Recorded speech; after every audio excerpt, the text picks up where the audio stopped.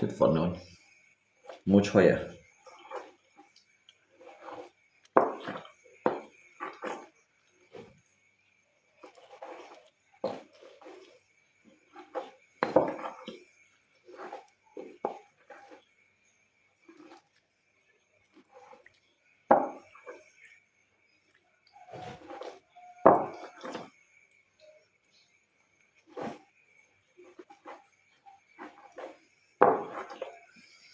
Cái ở Thái rồi.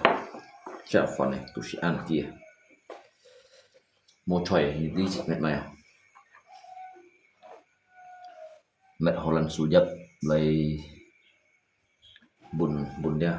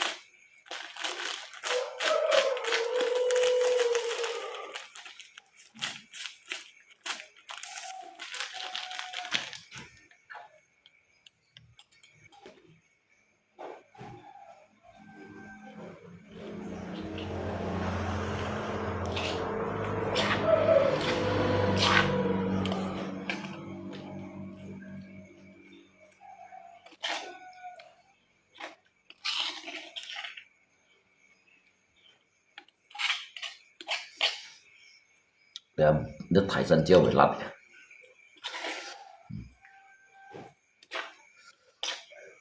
Chua thùng thùng rồi. Thế là chả này không xí tỉnh nó lắc xí, tỉnh nó chả này xí thả nội một chút. Một biển.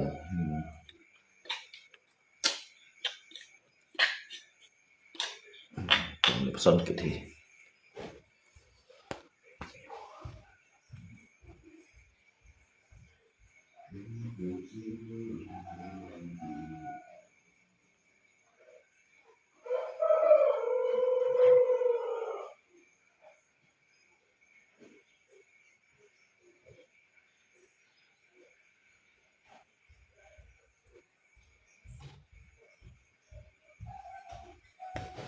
Trong cuộc sinh mong mỏi gì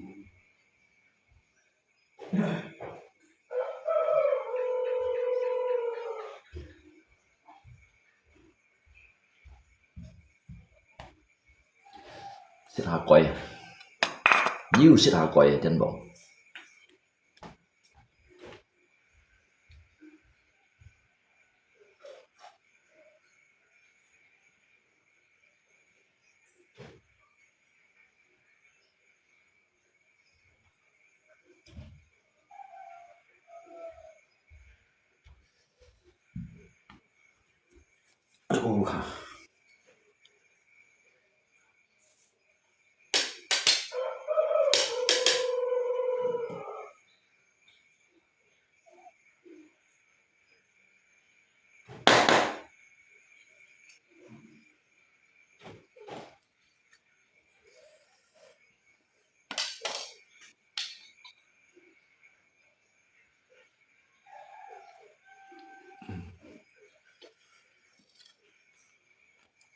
Cái nhìn sấy một sấy chiêu thì các bạn xích phận.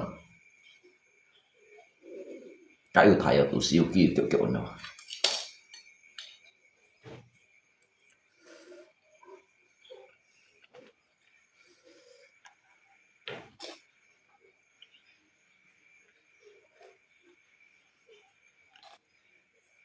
Nhật công bằng liệu.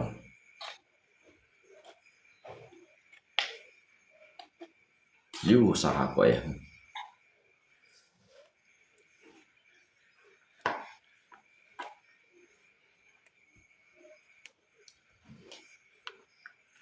nhiều sao làm số dập không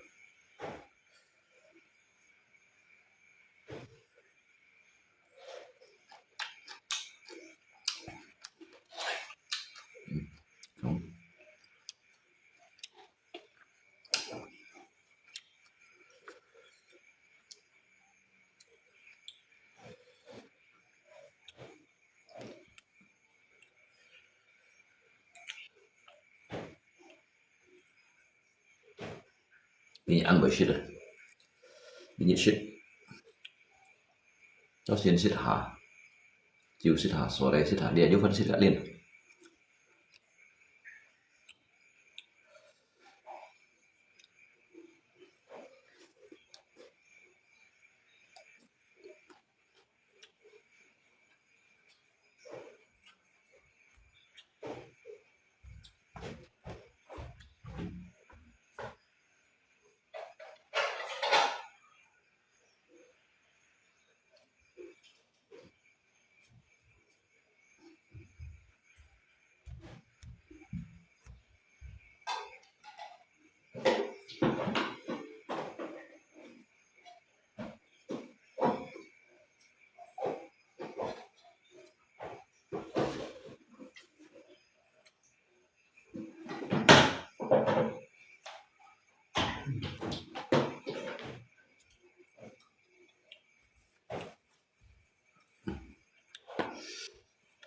shit phần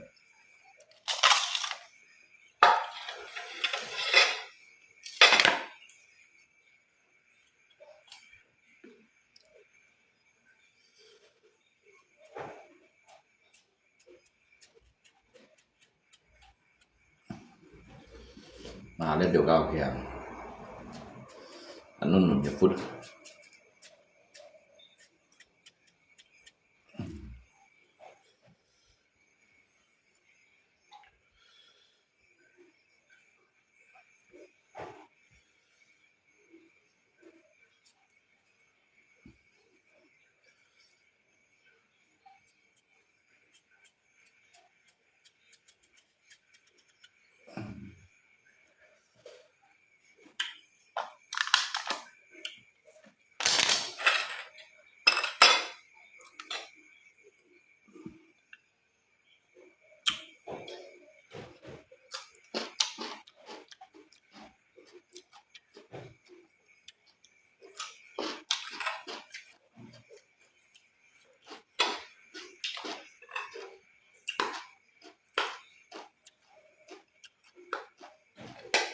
bỏng áo quay à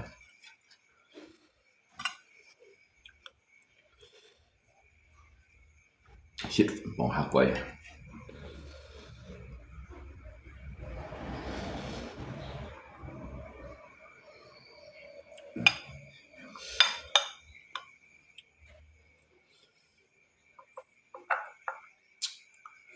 kiểu lật đây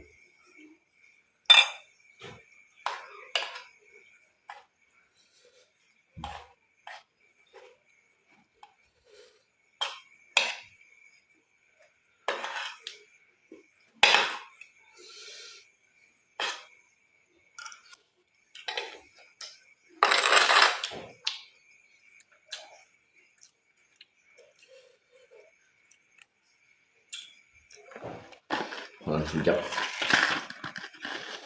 sắp lần sujab sih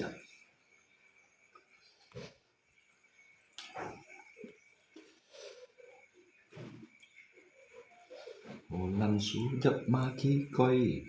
nếu mình lần sujab maki koi này lần sujab hạ koi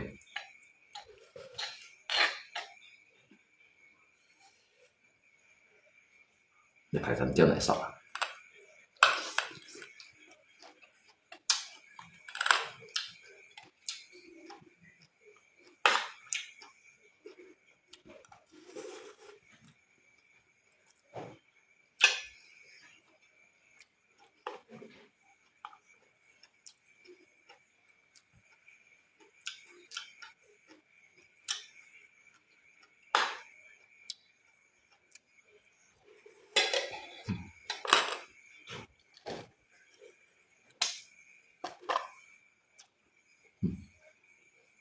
Suka nunun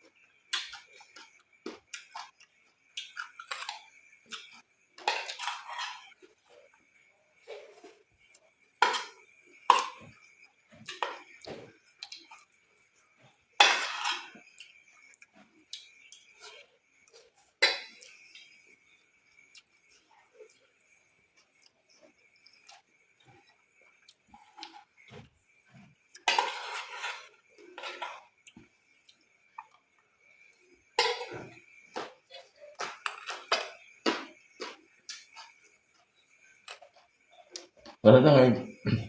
nó tỏ đây nó hết cả phần được đầm lắm nó tụi gì chính kia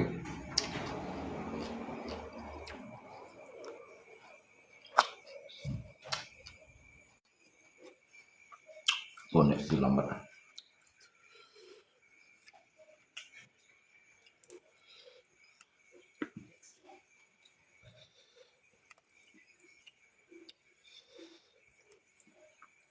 cái khéo chỉ nhìn sẽ chơi à cái họ chủ nhập là chân hạt vậy đấy khéo chỉ nhìn sẽ để này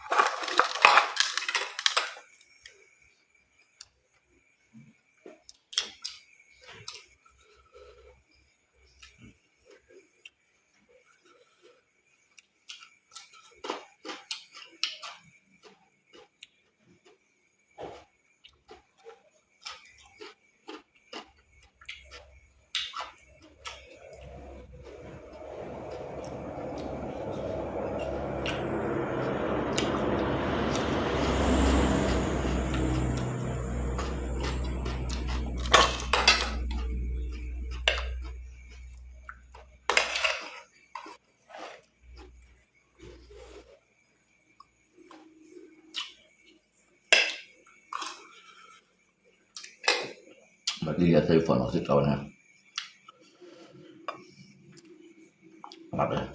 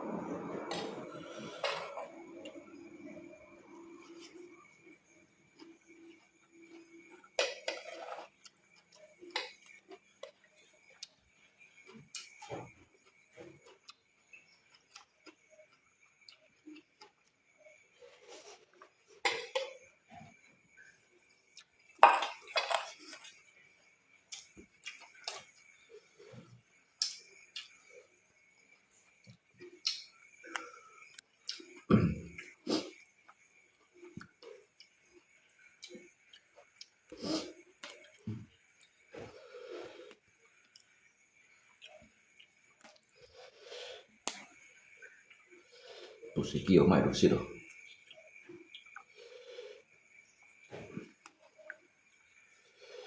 chủ nhập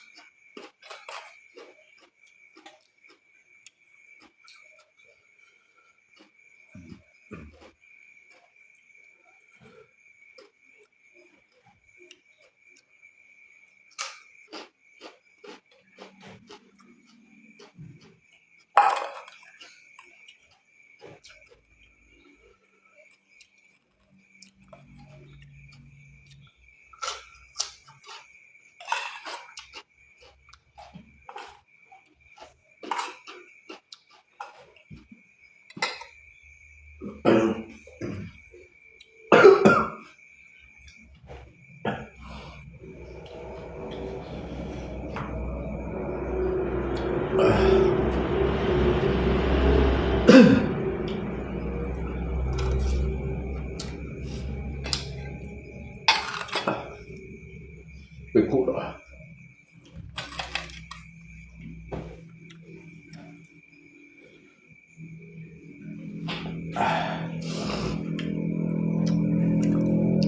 三椒苦了。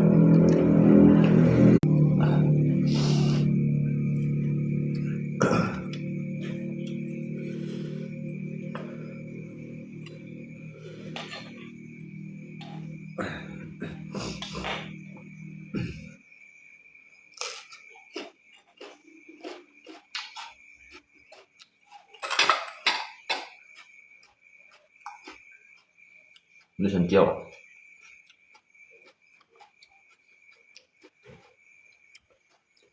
Vậy lát ấy thả sân chêu à? Như thả sân chêu bạn lát đấy vậy lát đây à?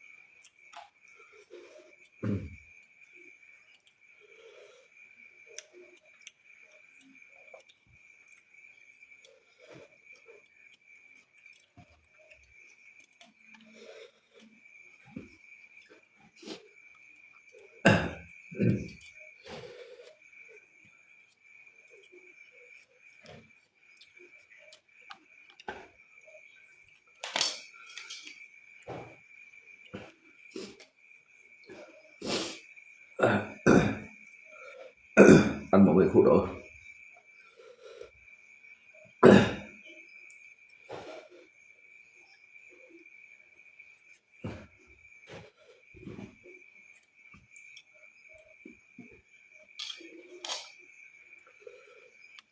Như thế là sợ thuốc nào lắm để đi hạ tại tổ cung là xong giả lọt đã cung là chuẩn rồi mà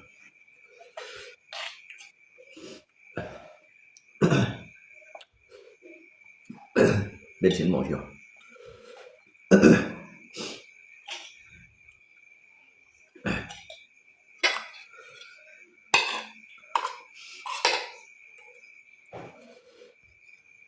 là bún hạt quậy kia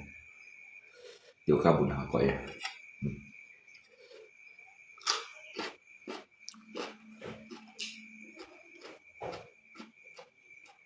bún bò chăn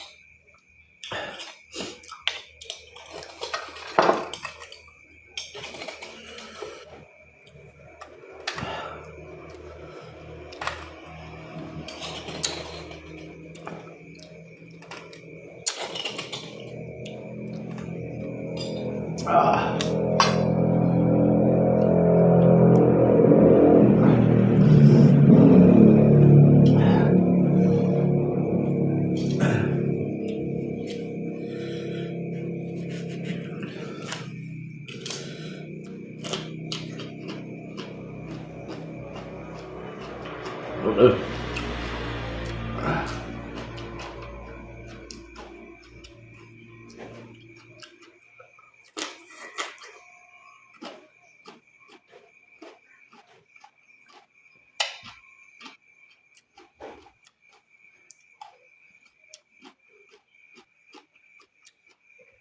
Hầm nó ăn hầm nữa các vị.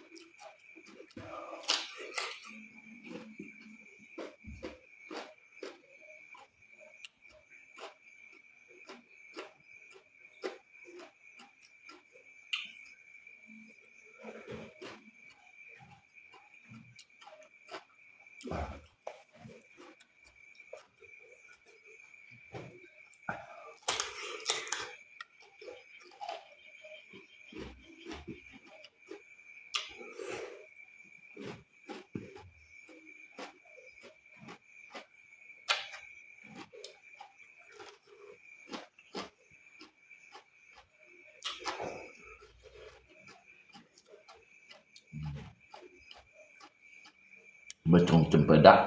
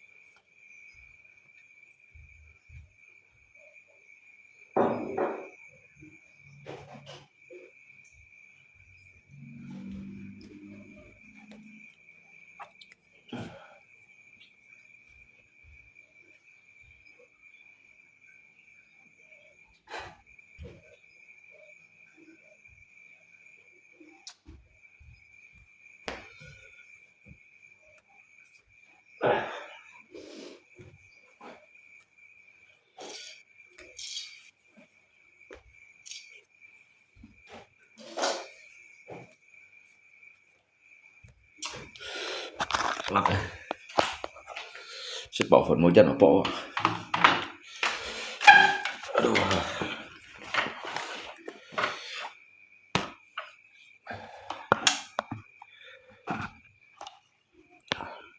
Bảo lòng thế này đâu mới bộ gì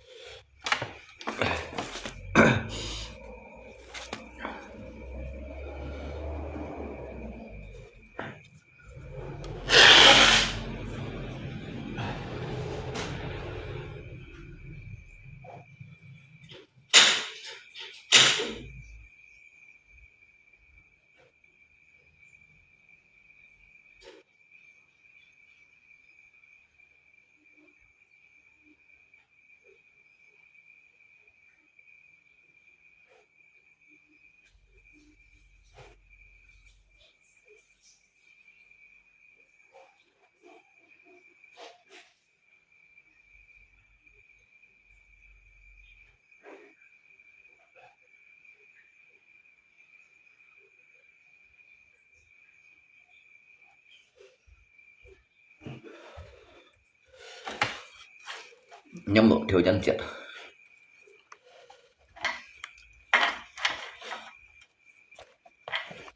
bỏ đi theo chân chết thỏ lại để mũ do tổ do xin tổ sẽ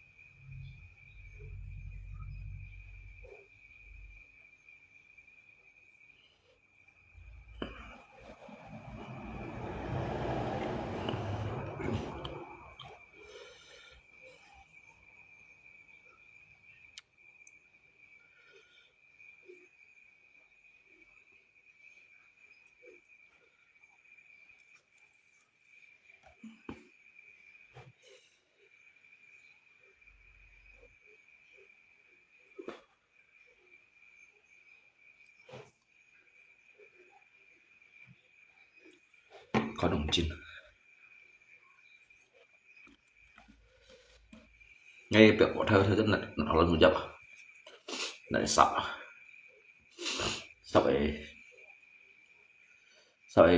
như sắp thải sân dầu sắp thải sân chân này lùi lùi lại chân như xịt quần như tôi nhìn khiêu chỉ tôi mua nhỉ hả nhìn khiêu chỉ tôi sáng sớm thì xong xin nào nhìn khiêu chỉ tôi mua nhỉ và chỉ tôi sáng sớm khiêu nhìn của bảy hiệp nhìn khiêu nhìn của bảy khẩn xoay nhìn khiêu nhìn của bảy cổng nhìn nhưng mà khiêu nhìn tôi mua nhỉ đấy thấy cái chính tôi lui những nghiệm vậy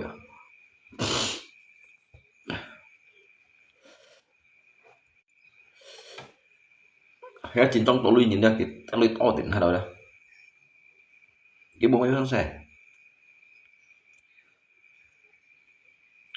cái bộ như còn chân còn bắt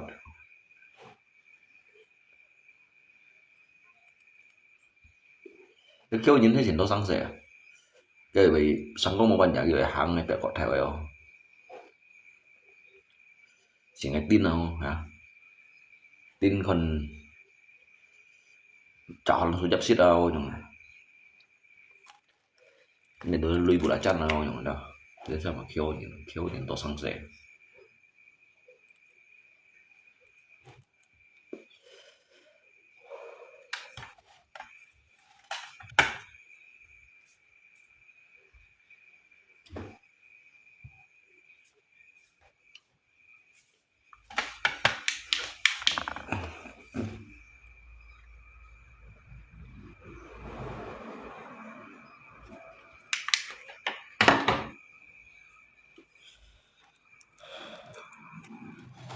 xem nào.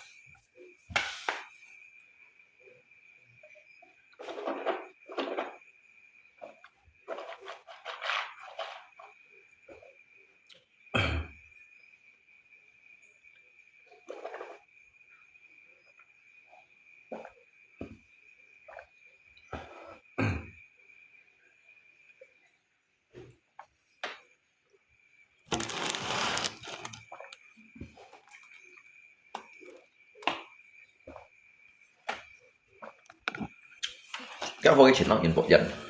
bố phải nhà thần kia đó chỉ đến chỉ cái nhìn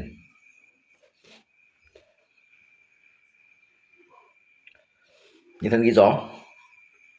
một bộ dân một shit chịu thôi sổ sổ chứ bạn tôi đã nhìn cái bạn tôi đã nhìn cái cảm nhìn đâu chỉ cả lì bên cạnh nhìn thì một chim các bệnh cận hình dù ca liều giống nó đâu đây cái chuyện ăn lâu lộc của tụi mình bạn là cái nhìn bạn lâu người thân kia chứ gì hiểu người thân kia chứ gì hiểu mình kia bạn lính sang xì xếp chút giống na xì xếp dịch xì xếp nhỉ tú phân phô lưu sấy phô thôi sổ sổ sao ít chút hả cái chuyện khâu thiện nó kiểu như chẳng ai hả không nó như trả chút giống thế đó chỉ cái nó ở xin thì phong thì ấy thì chỉ cần mẹ tôi câu cặp nhìn nó hả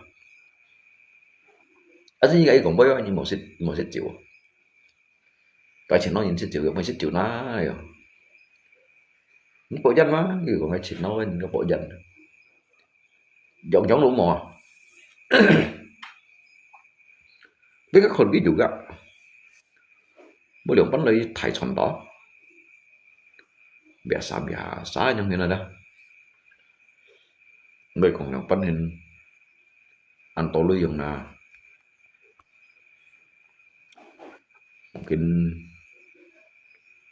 mungkin sangtit untuk you untuk sit Tuhan you dùng là nhưng bởi vì cái mẹ hanya chẳng cái bệnh kết sẽ đúc mẹ ăn nấu đâu mẹ còn ăn phun xe để nhìn giống đó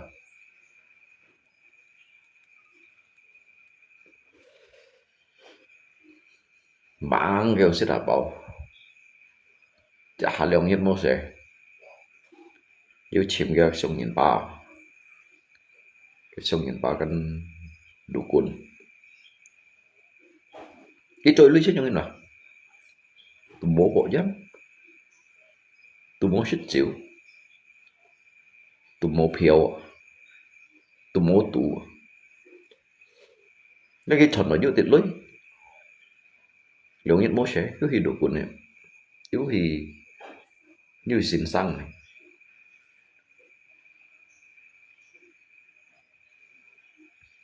cái quá trình sinh trí nhân trình của cậy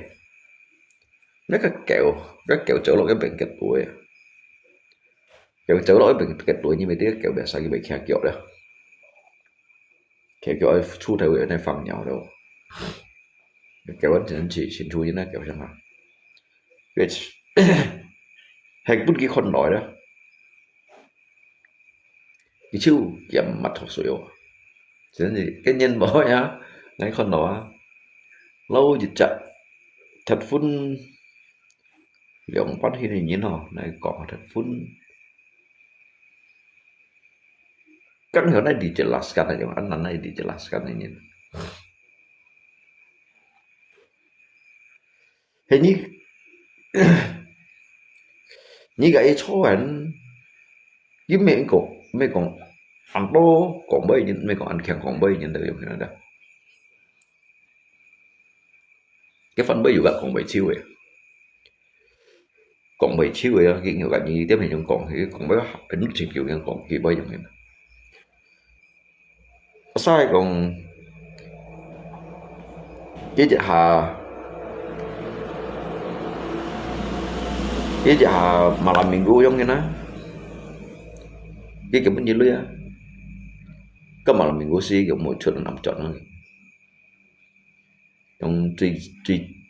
truy âm ba kiểu điểm bằng ship điểm một trọn nhiều kiểu như mà được cãi đâu nhìn cái đó nhìn vào một này cãi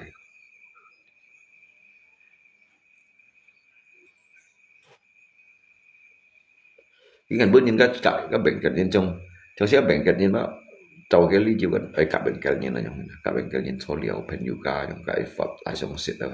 cái ngành nó cái juga mới hi những cái bệnh cảnh liệu nó chọn lột cụ tùng này nhân trong thế nào trong nó lột cụ tùng nhân trong đó tại vì mấy cái đó lột cụ tùng này nhân rồi cái xin chín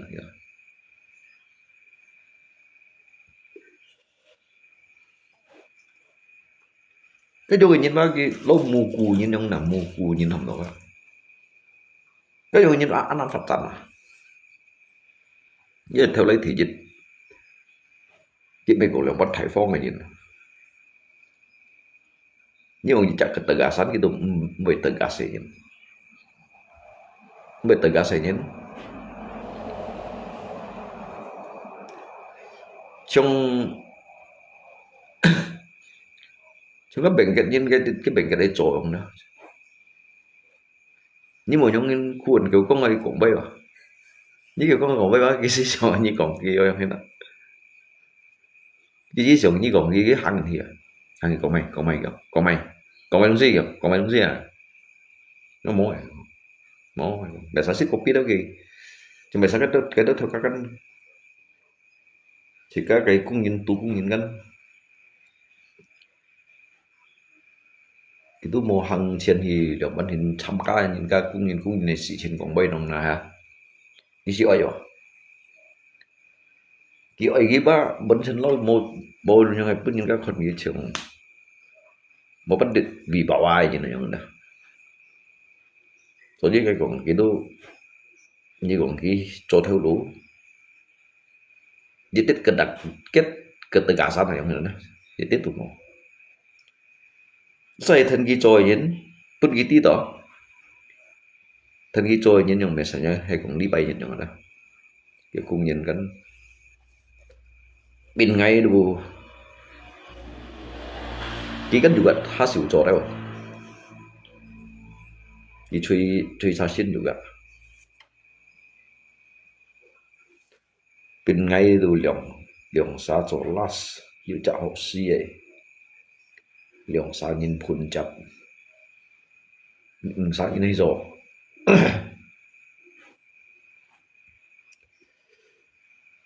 trong cái chỗ sẽ không đó cái chỗ sẽ không cái gì hạ chó chỗ đó cái thằng nó lui cái chỗ ta cái về theo phụ nhân đâu à sáng chế theo cả yêu xin họ à sao như số đồ cái đó số đồ hay còn nhung mà làm mình ngu trong đó tụi mấy cây pen đâu và mấy pen đâu yêu xin hàng nó hay còn những món số gì quá sao cái về mấy gì đâu mà mấy sẽ phải đọc suy đâu à mày siêu mày xịt đâu sao như cái miền trên này sôi không như bộ chân nhau hình cái chiếu chiều chỉ mùi yếu và là cái xịt chiếu ngay bây giờ sao cái hiệu unsa bút bằng cái số unsa ngày bằng xong xin tăng anh tại còn ngày cái chân số cho cái chỗ hạt gì chỗ kia chặt đi bay rồi đi thòng cha đâu mà sao là thòng cha chỗ cái xẻo sia hi u dit ente kong cho cái cha cho họ sẽ yang mới chịu na yang lý cho yang lý sao cho họ ngay xong lòng bán họ còn cái thằng đó ngay đó mấy cái tên làm kiểu mấy tên sale chỉ cái dính được chỉ cái hắn ấy chìm ilmu nhìn nó cái gì hiểu đó kiểu lâu mua mày hình cái mấy cũng hình bao nhiêu lối cái lâu ấy liu nhìn này mà đó thì ngay căn mình mang chỉ đồ chỉ cái gì hiểu nhiều đồ cái juga mấy cũng kiểu juga kiểu dùng cái mèo cái ilmu aja terbatas yang ini di sini ada yung kilang pan khiang lum mấy khiang mẹ đi tới phun thiệt juga han mang det si hiểu rồi sẽ lót đi tới một chai yang sang tiệt một đấy đó thiệt là thì cái tiệm hạt này các juga ngay chiều juga hay chẳng họ hiểu một tốt kỳ quay không na rồi cái sợi xiên lỗ đều cái thầy ngàn to thì ngay cha cho họ cho ngay cái liệu có dư bẩn liệu đi bày cái gì liệu mua cho xéo à các bạn cái mình cho mai kiểu nhận đi vào đi ship ba điều ship thì một cái ăn thế chỉ tổ mua cho xéo ăn mỏ hả thì cái tụt thêm một cái thêm một cái gì như chuyện môn thì những cái bệnh cái đây nhưng cặp biệt lim xa bệnh cái cũng hẹn được đâu kiểu một đêm thì cả cái bệnh còn cái còn cái bệnh cận nhìn cái bệnh cận nó đồng pan đâu cộng với nào kiểu mấy đêm thì bệnh cận liệu nào chứ từ nói cái chiều phút này đó chỉ có đủ xin nhận hàng này nhá tôi xích chịu đấy mà tôi bộc danh đó chỉ sử dụng gì cũng vậy chỉ bảo ơi nhìn chồng gì giống hình cái nhìn chồng gì giống hình là biết cái nhìn là biết còn đến nhìn hiểu chồng đều nhìn chồng chiều nữa ha ơi mày ngay chặt khẩu thiện nữa chặt khẩu thiện cái mô phản pháp đâu à chồng gì làm số nhân còn cái thằng á cái lượng bắt cái tu cũng hình với gì chặt nó bắt cái hình với gì sao ở bên ngoài cái gọi thằng ngạc cũng xiết jadi kan bông pengen dùng kan lon kia thiền phá và ngạc cũng xiết ăn kiểu đâu sedangkan ngapain saya aja ngaku mau xiết ngay chặt chẹp thiền hả mày á sao sống bị chọn không thế cái bữa phiền đó đấy phiền đó gì à chỉ cái lấy xịt mấy cũng chỉ cái phiền gì à nhìn biểu cái nhìn mà cả nhìn cả xong thùng vậy trong ngay cái xí hẻo thì các chỗ sẽ bắt ngã bưởi ngay đủ chỗ nhưng mà chim pengalaman ada cái content chỗ hả content sungai raya dalam chỗ gì hả chỗ dưới ngay sài pu theo chỗ dưới cái chỗ gì thảo nếu chịu thì lẽ xây quỷ selamat malam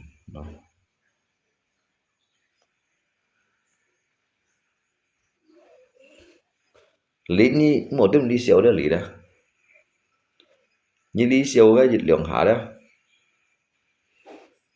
nhé chẳng có ảo như thon rồi nhỉ dân một mộ liền này dân một bộ đều như cảm ơn khi cha kiện lấy mà lì bút theo khi cha kiện lấy như mấy bao sủi ra lấy dùng ở đây lìa cảm hòa nói xiao cầu rồi nhưng còn bây thêm người xiao lộ những còn bây người xiao mấy chính sách đều à cũng bị gỡ chặn này bút theo bên đây li nhớ ôn lại li bà lính xịt cổ kỳ chua à nhưng mấy bao sủi lại cổ phổ khát dịch trả ngày trước làm xuống kẹt kẹt chạy từ đi Trung Quốc biểu ngày biểu ngày chọn đằng này biểu ngày chọn đằng ấy không phải thật không phải thật những ngày không phải thật thèm không phải thật nhám mà những ngày chung nói đó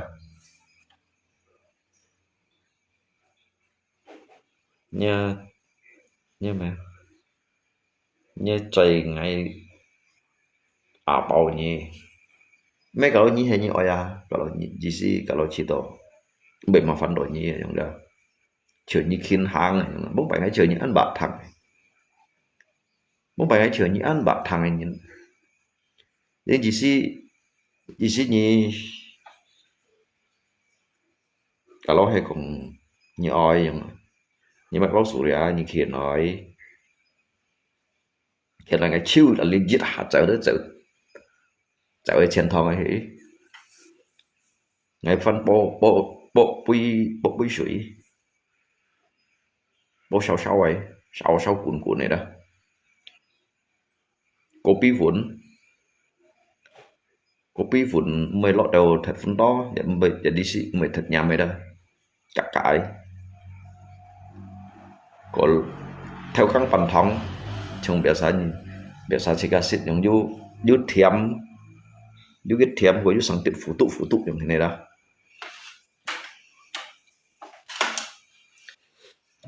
có lý ngay ba như bạn ông sĩ cặp pin những sĩ kia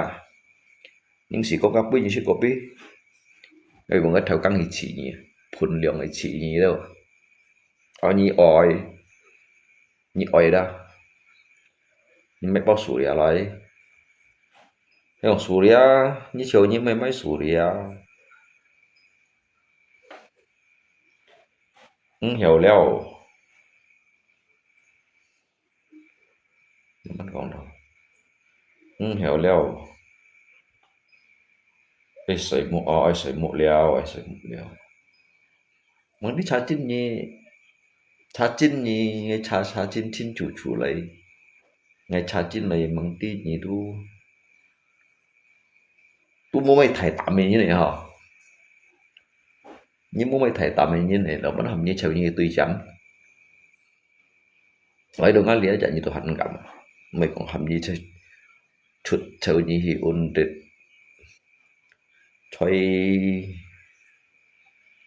chơi cái những cái Israel ổn định thì ổn tùy chấm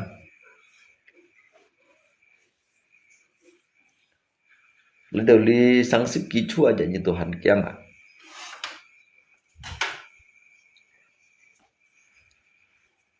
nói tí như kiếng mai chúng mình mới còn chút lợi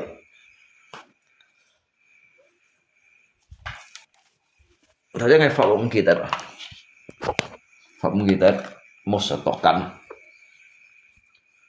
sau rồi mày slop rồi mày slop biếng gì mày slop chân này biếng gì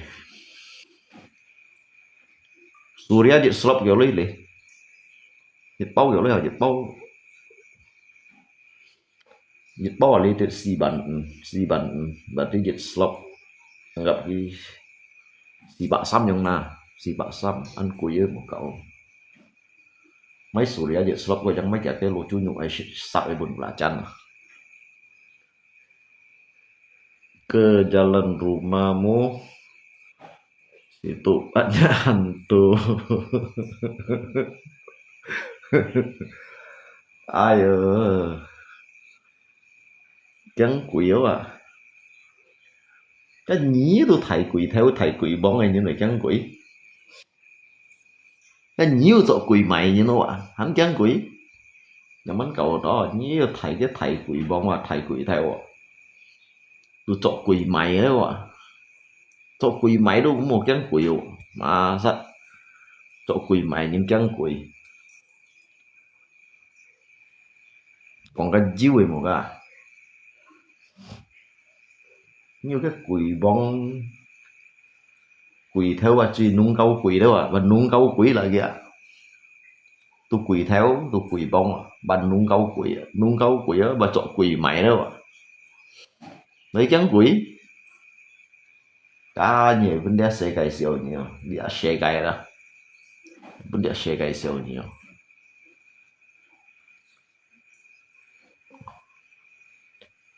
đi hai điểm chúa bà lòng một khơi không sẽ bút theo như hồi như dân hồ may không hiểu bút theo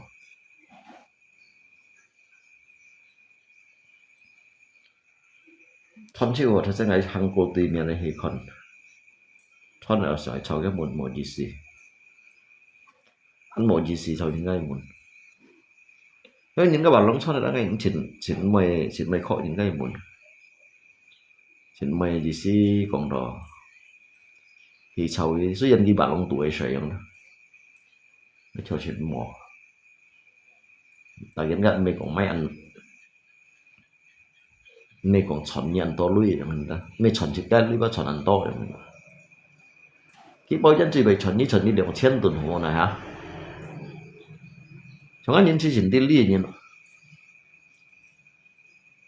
cái chọn như 2000 tuần á cái bao dân đi kiểm như 2000 à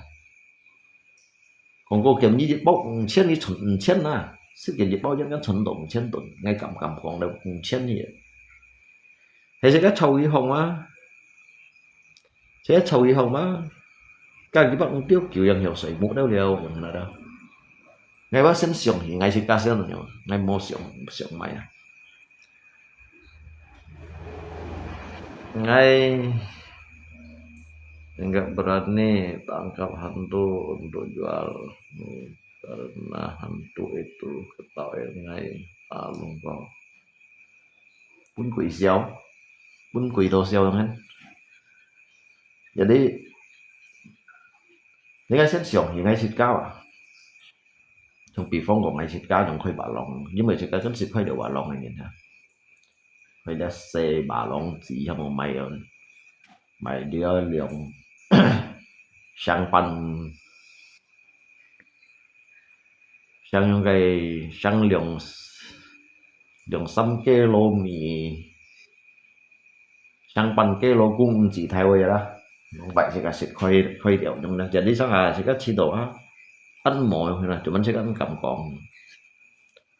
cái dùng sẽ cái xí mày bìa hiền nữa có một cậu hả nó bày ngay khơi bảo lúc này sáng kia nó xa cái thiệt muốn khó phiền còn đâu xin thật là hiền như là khơi tả khơi kiểu mấy chết bừng xíu rồi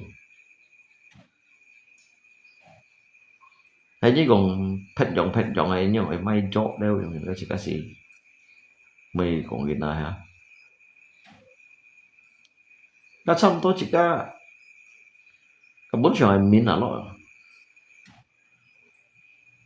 nắm này cắt thiệt 47 triệu ô chiều giúp khơi à giúp khơi giúp còn mấy lần chặt danh bé lần chặt số địa nhưng mà sẽ cười hi mấy mà bị hi vội từ nó tụi mình chỉ có một bên chỉ có ngầm chẳng ban nhưng mà ca sẵn sàng chỉ cái sen đi rồi tôi sen đi nhìn tụi mồ hi phổ tôi sen đi nhìn tụi mồ mà nhìn rồi ngay từ lúc đeo luôn có gì ăn cây cọng gì đó ngay kim đi vào chân mồ bộ đeo ngay kim đi vào sợi mồ rằng chiều mồ xít á chân mồ bộ nuôi từ bà phải ta sắm nuôi đồng petro chẳng kinh linh căng lắng này đó thì xị xạ gì cũng pháo chẳng có kinh linh căng lắng này nó sẽ nuôi chiều ở đâu đi bởi chỉ có sợi mũi sau cho chỉ có hạt này cho sẽ cảm thấy to to sự ngoài